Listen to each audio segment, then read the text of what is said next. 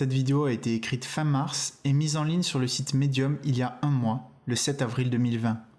Au vu des changements constants de la situation, j'ai décidé d'ajouter quelques minutes supplémentaires à la fin de la vidéo pour revenir sur les évolutions du dernier mois. Restez bien jusqu'à la fin si vous souhaitez avoir l'intégralité des informations. Pendant la décennie 2010, l'industrie du vol commercial a connu des années extrêmement profitables. Entre 2015 et 2019, chaque année s'était même soldée avec un profit net global entre 26 et 38 milliards de dollars pour les compagnies aériennes. Malheureusement, il s'agissait d'une malédiction déguisée. La bonne santé globale du domaine avait permis à des acteurs faibles de survivre alors qu'ils n'étaient pas ou plus adaptés au monde actuel. Parmi les pratiques problématiques du monde de l'aviation, l'expansion du low-cost long courrier au début de la décennie précédente fut certainement l'une des plus dangereuses. Nous reviendrons plus tard sur les quelques compagnies semblant avoir réussi longtemps dans ce modèle, mais elles possèdent deux principaux points communs. Ce sont les filiales de compagnies déjà établies, et elles opèrent majoritairement en Asie. Ainsi, malgré ces immenses bénéfices, une tendance inquiétante apparaît depuis un peu plus de 2 ans. De nombreuses compagnies, parfois très importantes, se déclarent en faillite. Le choc le plus important fut évidemment la disparition de Thomas Cook en 2019, une entreprise vieille de presque 200 ans. Mais cette faillite n'est que le bout de l'iceberg. Depuis le début de l'année 2018, ce sont presque 60 compagnies aériennes qui ont disparu de l'échiquier mondial. Parmi les plus gros noms, 2017 a vu la disparition de Monarch et Air Berlin, 2018 celle de Primera Air et Cobalt Air, et 2019 fut un véritable massacre. WOW Air, Aigle Azur, Thomas Cook, Germania et Jet Airways comptent parmi les victimes les plus connues. 2020 connaît déjà quelques victimes d'importance avec les disparitions de Flybe, Air Italy ou encore Atlas Global. Il existe plusieurs points communs qui réunissent ces disparitions qui me permettront de vous proposer en fin de vidéo les noms de quelques compagnies qui me semblent en très grand danger. Un des éléments flagrants de cette hécatombe est que les sociétés européennes comptent pour la moitié des faillites, avec une surreprésentation parmi les compagnies d'importance. Les autres continents ne sont pas miraculeusement épargnés par les échecs de compagnies aériennes, mais le droit des sociétés ou le protectionnisme étatique sont généralement plus complaisants avec les situations financières compliquées ou des tentatives de rachat ou fusion. Là où Delta, American ou United Airlines peuvent facilement racheter ou fusionner avec des concurrents en situation d'insolvabilité, cela est bien plus délicat en Europe à cause des diverses réglementations sur ces sujets. Cela n'explique cependant pas pourquoi il y a autant de situations d'insolvabilité. C'est ici qu'entre en jeu le deuxième élément, la saisonnalité du transport aérien européen est de loin la plus importante au monde. L'Afrique, le Moyen-Orient et l'Amérique latine sont des continents avec une faible population de passagers potentiels et sont encore peu représentatifs, mais ils connaissent une saisonnalité entre 10 et 20%. En Asie, la notion de saisonnalité n'existe quasiment pas. D'une saison à l'autre, le nombre de passagers baisse de moins de 10%. En plus de cela, le continent est encore en croissance constante et le nombre de passagers potentiels ne fait que croître. Au contraire, l'Amérique du Nord connaît une saisonnalité certaine. Il existe près de 25% de différence entre le nombre de passagers hivernaux et estivaux. Pourtant, celle-ci paraît négligeable une fois la saisonnalité du transport aérien européen prise en compte. Chaque année, il y a en Europe une baisse de près de 50% du nombre de passagers en hiver par rapport à l'été. Cette saisonnalité est notamment due au transport de loisirs, beaucoup plus limité dans le reste du monde, à l'exception de l'Amérique du Nord.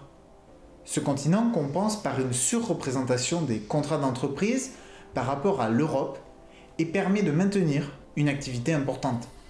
Les distances conséquentes et le faible développement des autres modes de transport sur ce continent forcent en effet à se déplacer en avion pour aller d'une ville à l'autre. Lorsque l'on regarde les périodes de disparition de la majorité des compagnies aériennes que nous avons citées, l'impact de cette saisonnalité est évident. La difficulté à survivre une fois que les importants revenus estivaux disparaissent mène la majorité d'entre elles à faire faillite entre septembre et novembre. C'est en effet à cette période que les compagnies n'arrivent plus à payer les nombreuses dépenses nécessaires au quotidien. Je ne suis pas revenu dans cette vidéo sur les coûts nécessaires pour opérer une compagnie aérienne, Mais entre les vols et la maintenance des avions, la gestion du personnel et les coûts aéroportuaires, les dépenses de ces entreprises sont colossales et nécessitent d'importantes entrées financières ou une forte trésorerie. Je vous renvoie aux sources en description si vous souhaitez plus de détails. L'absence de saisonnalité sur le continent asiatique est l'un des éléments ayant permis les rares succès dans le modèle du low-cost long courrier. Jetstar, AirAsia et Scoot sont les étendards de cette réussite et possèdent deux points communs clairs. Ces sociétés opèrent en Asie et sont des filiales de compagnies déjà établies. L'Asie est un continent dont le nombre de passagers continue d'augmenter sans signe de ralentissement et qui possède une population telle que la viabilité commerciale est plus simple à atteindre. Faire partie d'un groupe plus large ouvre des portes plus nombreuses et à des prix moins importants qu'une compagnie low cost opérant seule. Dans le reste du monde, cela crée en tout cas un environnement extrêmement concurrentiel et chaque fois qu'une société disparaît, celle ayant les moyens de le faire profite de l'occasion pour racheter des avions et des emplacements de vol. La disparition récente de Thomas Cook a par exemple mené au rachat par EasyJet et Jet2 de ses 23 emplacements de vol au Royaume-Uni. L'objectif du marché est donc souvent de résister plus longtemps que les autres afin de consolider sa présence et réduire le nombre de concurrents. Lorsque j'ai commencé la réflexion sur cette vidéo, je comptais donc annoncer la disparition de plusieurs compagnies dans les derniers mois de l'année, avant que d'autres événements ne s'en mêlent. La guerre des prix sur le pétrole que se livrent actuellement l'Arabie Saoudite et la Russie permet à de nombreuses compagnies de résoudre considérablement leurs coûts de fonctionnement. Mais l'impact de la crise du coronavirus est bien supérieur. Ce qui s'apparentait au départ à une importante perte de revenus au premier semestre, notamment vers l'Asie, s'est peu à peu répandu dans le monde et dans le temps. L'année 2020 sera sans aucun doute une des pires de l'histoire de l'aviation, si ce n'est la pire, puisqu'un arrêt d'une telle ampleur, aussitôt dans l'année, n'a pas de précédent. L'industrie, dans sa majorité, s'est désormais mise dans une situation proche de l'hibernation. Tous les grands aéroports ont fermé des terminaux, voire complètement fermés, comme c'est le cas de l'aéroport d'Orly. Plus aucun aéroport international n'est ouvert en Irak, et l'Italie est passée d'une moyenne quotidienne de 1000 vols à moins de 30 en l'espace d'une semaine. De même, de nombreuses compagnies se retrouvent obligées de mettre au repos des parties considérables de leur flotte. L'organisation nécessaire pour garer la majorité de la flotte aérienne est particulièrement importante et impose des frais importants, rendant souvent plus simple de faire des vols à perte. Quelques aéroports ont cependant facilité ces opérations, comme celui de Pittsburgh, qui héberge par exemple une centaine d'aéronefs de la flotte American Airlines. Alors que l'Association internationale du transport aérien prévoyait des pertes de 113 milliards de dollars pour les compagnies aériennes au début du mois de mars, cette estimation a plus que doublé fin mars. Les prévisions s'élèvent désormais à 252 milliards de dollars, dont 76 pour les seules compagnies européennes. Cette estimation n'est pas surprenante lorsque l'on regarde les routes actuellement effectuées par les 6 plus grandes compagnies du monde. Plus de 90% de tous leurs trajets prévus ont en effet été annulés début avril et des milliers d'avions cloués au sol. Lufthansa proposait sur son site un PDF qui affichait au jour d'écriture de cette vidéo tous ses vols du 2 au 4 avril. Pour 3 jours, un tel document devrait compter plusieurs centaines de pages pour un groupe aussi important. Ce document faisait 7 pages. Après avoir assisté à la situation inédite de devoir rembourser plus de vols qu'il n'y avait de nouvelles réservations, les compagnies aériennes ont accepté qu'une activité réduite serait la norme pendant au moins plusieurs mois. En Europe comme aux États-Unis, les chiffres de fréquentation enregistrés depuis la mi-mars battent quotidiennement des records avec des niveaux jamais atteints depuis le 11 septembre et qui descendront certainement encore plus bas. Avant d'évoquer les compagnies qui me semblent en très grand danger, je pense que les 6 compagnies évoquées plus tôt, American, Delta, United, Air France KLM, Lufthansa Group et IAG, ne présentent aucun risque.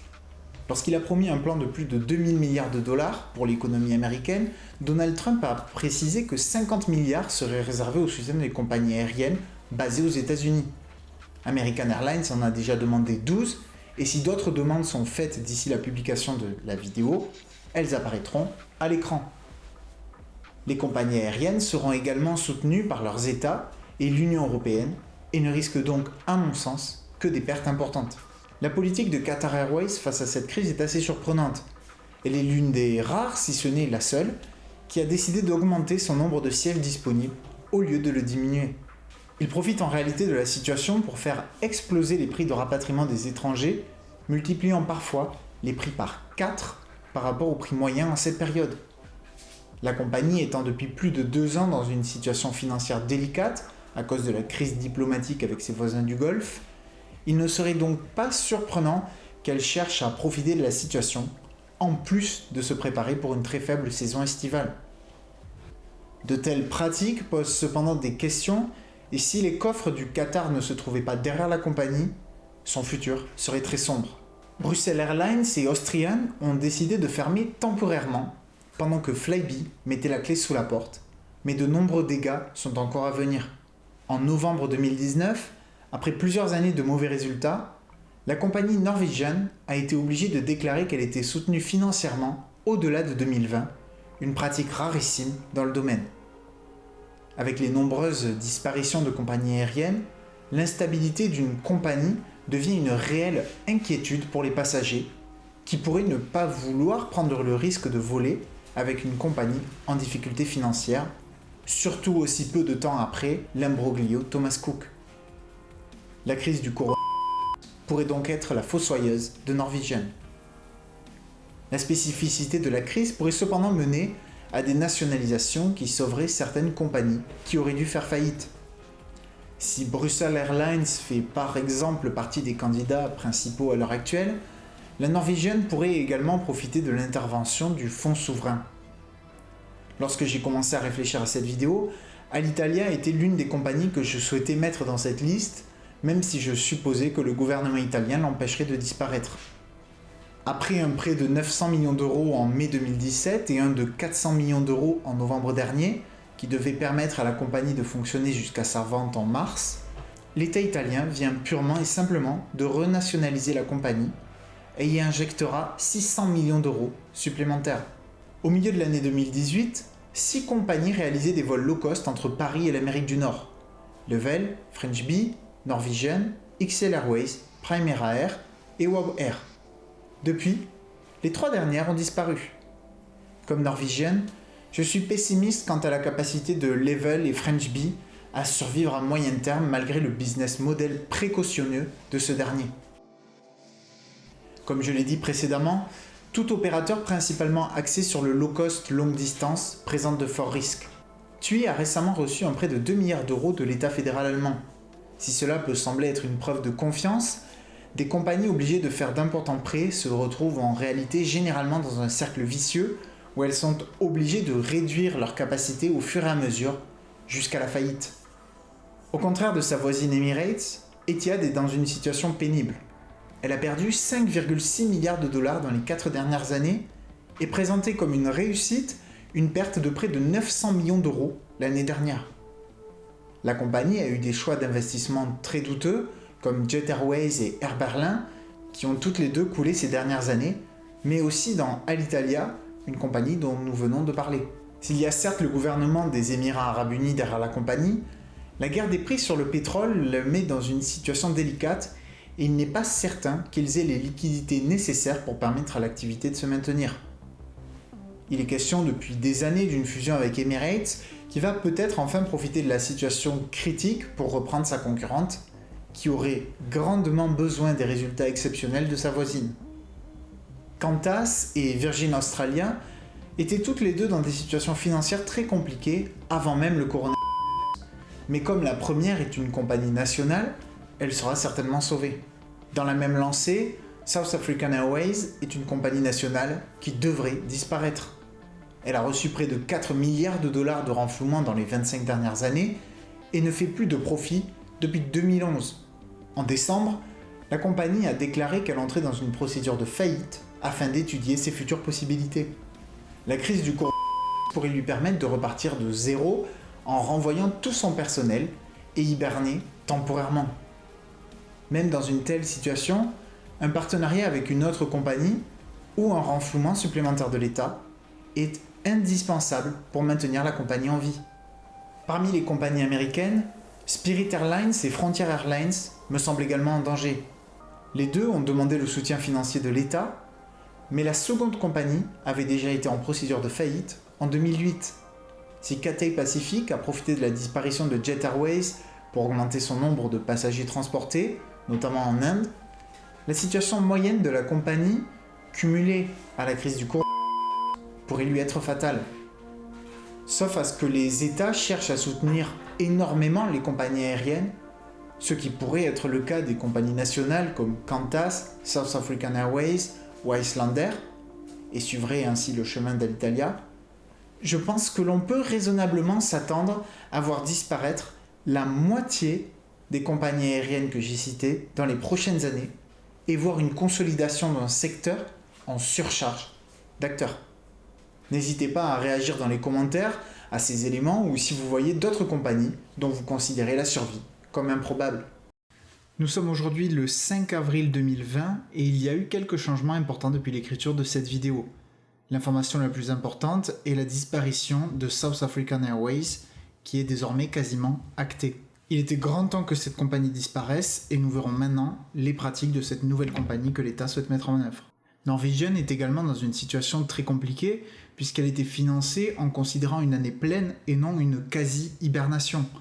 Avec aujourd'hui 95% de ses vols qui sont arrêtés, la compagnie envisage de ne reprendre les vols qu'à l'été 2021. Et même une telle reprise se ferait avec moins de routes, les moins rentables auraient été supprimées. Norwegian a déjà mis en faillite 4 de ses filiales, malgré la garantie de l'État, et serait prête à donner la majorité de son capital social à ses sociétés de leasing en échange de réduction de dette.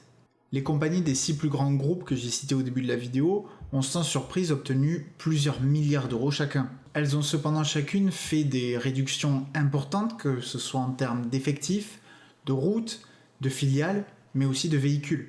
Plusieurs dizaines de milliers d'employés vont quitter les groupes et des milliers d'appareils vont être mis à la retraite ou revendus alors que ça n'était pas du tout prévu. De nombreuses filiales vont également voir leur activité sabrée, si ce n'est même complètement arrêtée. Au niveau européen, quelques questions se posent cependant sur ces aides, puisque le droit européen interdit les pratiques de concurrence déloyale. On a notamment vu certaines low-cost comme Ryanair se plaindre du favoritisme accordé aux compagnies nationales. Si elles ont à mon avis raison sur le papier, je trouve ça quand même osé de la part de compagnies dont le business model entier fonctionne sur les subventions publiques. Ces compagnies subissent cependant également la crise de plein fouet, et Ryanair a par exemple annoncé un retour à la normale au plus tôt à l'été 2022 et d'importantes réductions de personnel, mais aussi une réduction généralisée des salaires. De façon générale, le secteur souffre énormément et les pertes prévues ont encore augmenté. Elles sont passées de 252 milliards à 312 milliards de dollars. L'OACI prévoit que 1,5 milliard de passagers seront perdus en 2020, soit un tiers du trafic aérien mondial annuel. Si vous souhaitez vous tenir informé sur la situation, je ne peux que vous recommander de suivre le site Air Journal qui propose des informations quotidiennes et détaillées sur le domaine. J'espère que la vidéo vous a plu, n'hésitez pas à la partager et si vous souhaitez soutenir la chaîne, vous pouvez le faire via Utip ou Tipeee. À bientôt.